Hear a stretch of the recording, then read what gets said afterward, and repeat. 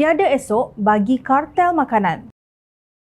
Kini, Kementerian Perdagangan Dalam Negeri dan Kos Sara Hidup KPDN bersama Kementerian Pertanian dan Keterjaminan Makanan KPKM bertekad untuk menggempur aktiviti kartel dalam sektor makanan dan pertanian.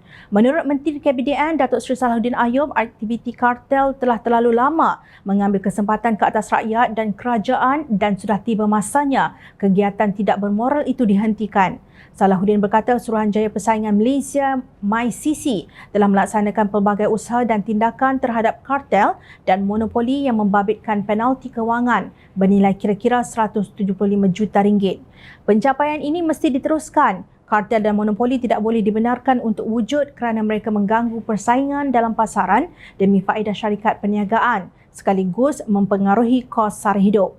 Beliau berkata demikian ketika berucap merasmikan siri syarahan kedua Profesor Richard Wish di Meridian, Kuala Lumpur kemarin. Saya menggesa MyCC memperhebat usahanya dalam menghapuskan kegiatan ini dan sebagai anggota Kabinet saya memberi jaminan bahawa kerajaan akan memberi sokongan penuh kepada MyCC untuk menghapuskan atau mengurangkan kuasa kartel dan monopoli, tegasnya. Beliau berharap MyCC akan turut memfokuskan kepada usaha mewujudkan penguatkuasaan kawalan penggabungan.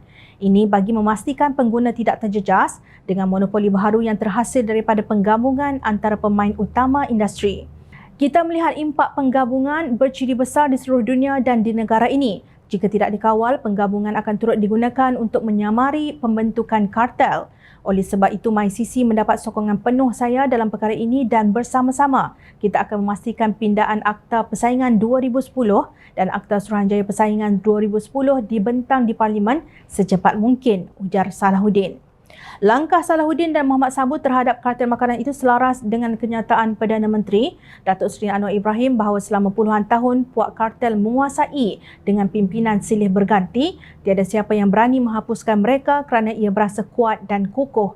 Jadi saya sebut di sini kalau kenyataan kos meningkat iaitu makanan mahal, saya faham tetapi kadang-kadang meningkat lebih dari sepatutnya dan peningkatan itu diambil kesempatan lintah darat untuk terus menghirup dari rakyat, petani serta nelayan sehingga berleluasa. Sebab itu saya bagi arahan di mana kita ada agensi farma, saya beri arahan jelas kembali kepada tugas asal mereka. Katanya pada program naratif khas bersama Perdana Menteri terbitan RTM baru-baru ini. Salah satu daripada aktiviti yang digalakkan oleh KPDN ialah untuk semua pasaraya di seluruh negara menyertai jualan rahmah dalam usaha mengurangkan bebanan kos sara hidup rakyat terutama golongan B40 dan miskin tegar. Salahuddin berkata bagi tujuan itu pihaknya mengadakan perbincangan serta kerjasama dengan beberapa pasaraya antaranya Pasaraya Econsave, Maidin, Aeon Big, 99 Speedmart untuk melaksanakan jualan harga murah. KPDN boleh memberi permit notis jualan murah bagi mana-mana pasaraya untuk melaksanakan jualan rahmah sehingga maksimum 4 bulan. Pasaraya yang menyertai jualan rahmah ini boleh menawarkan harga barangan keperluan di antara 10 hingga 30% lebih murah dari harga biasa di premis masing-masing di seluruh negara. KPDN menyeru supaya lebih ramai lagi pemain industri khususnya pasaraya hyper dan pasaraya supaya dapat bersama-sama bergandingan bahu dengan kerajaan untuk menjayakan aspirasi ini, katanya di Petik Harian Metro.